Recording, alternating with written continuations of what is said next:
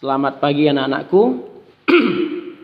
Hari ini kita akan lanjutkan materi kita mengenai teori kemagnetan bumi.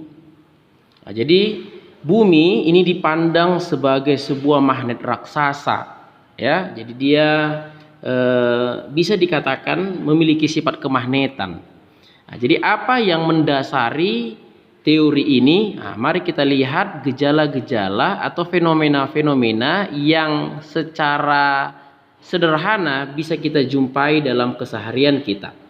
Oke, pertama sekali saya mau memperkenalkan yang namanya kompas. Nah, sudah pernah lihat kompas atau belum? Jadi kompas ini biasanya digunakan sebagai penunjuk arah mata angin. Ini menjadi alat yang sangat penting di dalam melakukan pelayaran. Jadi seorang pelaut pasti mahir menggunakan kompas ataupun pesawat terbang. Jadi kompas ini sangat penting, ya, karena di sana jelas sekali penggunaannya untuk menentukan ordinat atau titik yang mau mereka tuju, dari mana dia mau berangkat dan mau kemana dia akan bertujuan, ya. Nah, jadi bagi yang pernah menggunakan kompas pasti mengerti bahwa jarum kompas itu selalu menunjukkan arah utara dan arah selatan, ya. Arah utara itu biasanya dibuat jarumnya berwarna merah, ya, dan lawannya itu berwarna biru, itu yang selatan, ya. Kenapa kok bisa begitu, ya? Nah, jadi mari kita lihat. Ternyata yang menyebabkan hal ini terjadi adalah gaya tarik-menarik antara jarum kompas tersebut terhadap magnet bumi. Nah, itu yang menyebabkan kenapa arahnya selalu sama. Kenapa? Ya karena magnet bumi dipandang sebagai magnet itu mempunyai kutub utara dan kutub selatan dan tidak berubah, gitu loh. Ya. Nah, jadi gaya tarik antara jarum kompas dan magnet bumi itulah yang menstabilkan arah jarum kompas itu selalu menunjuk yang ke arah yang sama. Karena dia selalu menuju arah kutub utara atau kutub selatannya. Mari kita lihat bagaimana ketentuan yang ada pada bumi ketika dia dipandang sebagai sebuah magnet. Secara geografis, ya, kutub utara magnet bumi itu berada di selatan bumi. Nah, jadi ini kan kutub selatannya, ini kutub utaranya. Jadi ketika dia dipandang sebagai sebuah magnet, ini magnet kita misalkan, ya, kita pandang sebagai magnet. Jadi kutub utara magnet itu berada di berada di kutub selatan bumi. Sedangkan kutub selatan magnetnya berada di utara geografis bumi. Ini dia. Nah, jadi ini kutub utara geografis, ini kutub selatan geografis.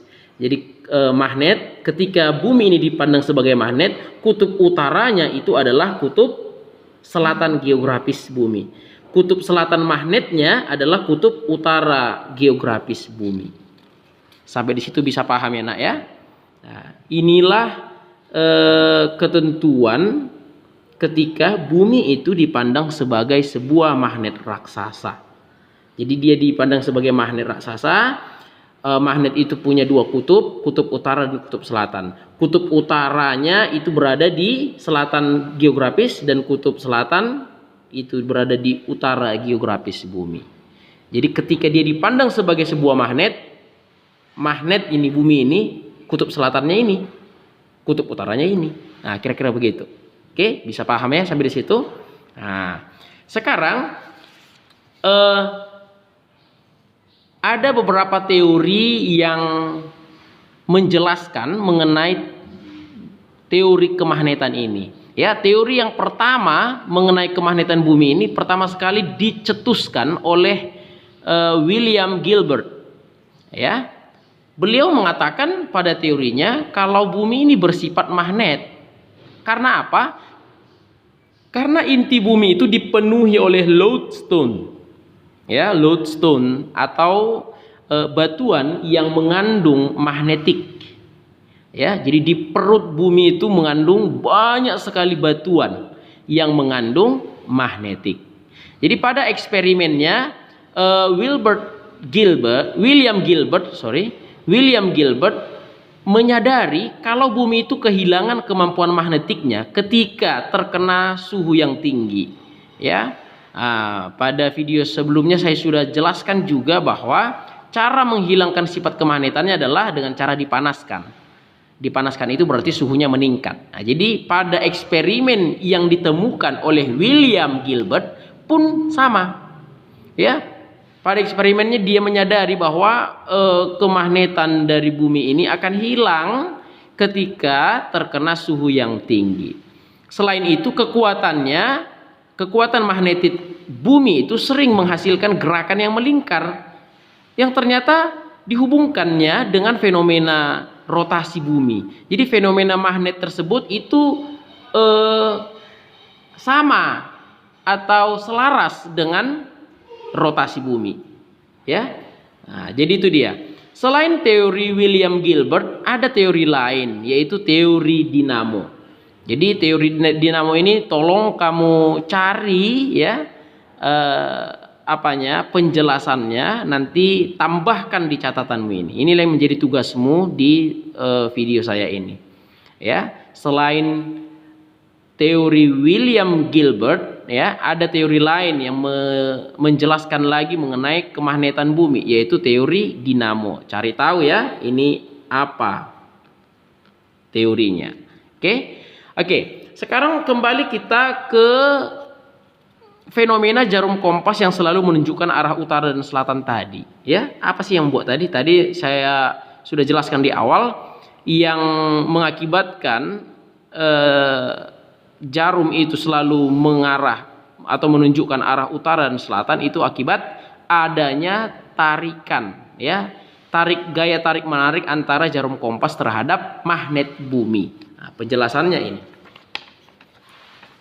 Jadi ketika kita menggunakan kompas, ternyata utara kompas itu kalau kita lihat secara detail, kita lihat dengan sebaik-baiknya, ternyata utara kompas itu tidak persis, ya, tidak persis berimpit. Misalnya ini bumi, ya, utaranya ini tidak persis ke utara bumi. Ya, ada penyimpangan. Penyimpangan inilah yang penyimpangan ini membentuk sebuah sudut. Sudut inilah yang kita sebut dengan sudut deklinasi. Ya. Nah, ini utara kompas, ini utara geografis bumi. Ini selatan kompas, ini selatan geografis bumi. Ya. Nah, jadi kenapa ini utara kompas itu menghadap utara geografis bumi? Nah, seperti yang saya bilang tadi, ketika bumi ini dipandang sebagai sebuah magnet, ya, utaranya ini merupakan kutub selatan magnetnya, kan gitu. Nah, jadi kita tahu bahwa ketika kutubnya itu tidak senama, dia akan tarik menarik. Ya, jadi logikanya ketika bumi ini dipandang sebagai magnet, utara geografisnya ini kan adalah kutub selatan magnetnya. Selatan itu akan selalu cenderung menarik si utara. Nah, kan begitu dia, nak. Nah, sedangkan selatan geografis bumi ini ketika dipandang sebagai magnet, ini adalah kutub utaranya. Jadi kutub utaranya itu akan selalu menarik kutub selatan kompas. Nah, itu penjelasannya, ya. Pelan-pelan dipahami. Nah, ternyata kompas itu tidak berhimpit dengan utara selatan geografis bumi. Ada sebuah sudut, ada penyimpangan, ada sudut yang dibentuk antara utara selatan kompas dengan utara selatan geografis bumi. Sudut inilah yang kita sebut sebagai sudut deklinasi. Nah, itu dia, enak ya. Nah, jadi sudut deklinasi itu diartikan sebagai sudut yang dibentuk oleh kutub utara jarum kompas dengan arah utara magnet atau selatan geografis bumi. Ingat ya, ini bumi. Nah, jadi kenapa dibilang arah utara magnet? Jadi kalau dia dipandang sebagai magnet bumi itu, ya. Sedangkan kutub utara magnet bumi itu berada di selatan geografisnya. Oke, bisa paham ya? Nah, itu dia tadi penjelasannya. Nah, jadi selain deklinasi, ternyata ada juga penyimpangan yang dilakukan oleh jarum kompas terhadap arah horizontal permukaan bumi. Inilah yang kita sebut dengan sudut inklinasi. Ini yang penting ya, yang penting saya garis bawahi sama kalian. Sudut deklinasi dan sudut inklinasi. Sudut deklinasi itu adalah sudut yang dibentuk oleh utara selatan jarum kompas terhadap utara selatan geografis bumi. Ini dia. Sedangkan inklinasi itu adalah sudut yang dibentuk antara ujung jarum kompas dengan arah horizontal permukaan bumi. Jadi ini arah horizontal permukaan bumi. Ya, ini permukaan bumi. Ini jarum kompasnya. Ya, ini jarum kompasnya. Ini utara kompas, ini selatan kompas. Jadi kalau kita tarik, ini ada sudut yang dibentuk terhadap permukaan bumi. Inilah yang kita sebut dengan sudut inklinasi. Oke, bisa paham sampai di situ ya nak ya? Nah, itulah yang perlu kita ketahui bersama di dalam teori kemagnetan bumi ini. Jadi di dalam teori kemagnetan bumi ini juga nanti ada yang kita sebut dengan medan magnetik. Jadi medan magnetik atau daerah yang di bawah pengaruh magnet itu sendiri, itulah kalau di bumi ini kita singgung atau kita sebut sebagai medan gravitasi. Jadi benda yang berada di sekitar medan gravitasi bumi akan ditarik jatuh ke bumi, ya. Jadi yang lebih hebatnya lagi dari bumi ini, ya, dia tidak apa namanya ya, tidak pandang bulu, ya, tanpa terkecuali setiap benda yang berada pada medan gravitasinya ditarik jatuh ke bumi. Jadi kalau kita belajar kemarin mengenai sifat kemagnetan bahan, itu ada ferromagnetik, diamagnetik, dan paramagnetik. Ya, ada yang bisa ditarik dengan kuat, ada yang bisa ditarik dengan lemah, dan ada yang tidak dapat ditarik sama sekali. Tapi pada ketika kita pandang bumi ini sebagai sebuah magnet raksasa, dia bisa menarik apapun tanpa terkecuali yang ada di medan gravitasinya. Ya, kecuali dia di luar medan gravitasinya, di situ nggak bisa lagi. Seandainya kamu keluar angkasa, di luar gravitasi bumi, maka di situ pesawat luar angkasa itu akan mengambang, terombang-ambing di angkasa. Dia tidak akan bisa jatuh. Tapi ketika dia memasuki daerah medan gravitasi bumi, dia akan jatuh ke bumi. Ya, dia bisa jatuh bisa di lautan dan bisa jatuh di daratan. Nah, itu dia. Nah, itulah bedanya magnet yang kita pelajari di awal dengan bumi kalau kita pandang sebagai magnet. Jadi kalau bumi kita pandang sebagai magnet, tidak memandang benda terbuat dari apa, ya, semua bisa ditarik dengan kuat, ya. Mau kaleng-kaleng, mau plastik, mau kain, mau apapun itu, ketika benda itu berada di medan gravitasinya, maka dia akan ditarik jatuh ke bumi, ya. Nah, itulah dia ketika bumi dipandang sebagai sebuah magnet raksasa. Oke? Iya.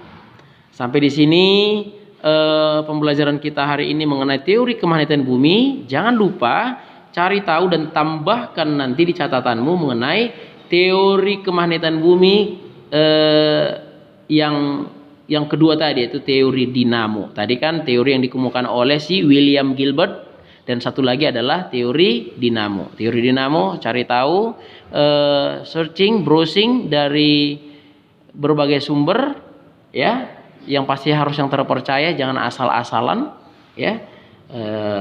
Tambahkan di catatanmu dan itu kumpulkan di GC juga, ya. Oke, sekian dari saya. Terima kasih.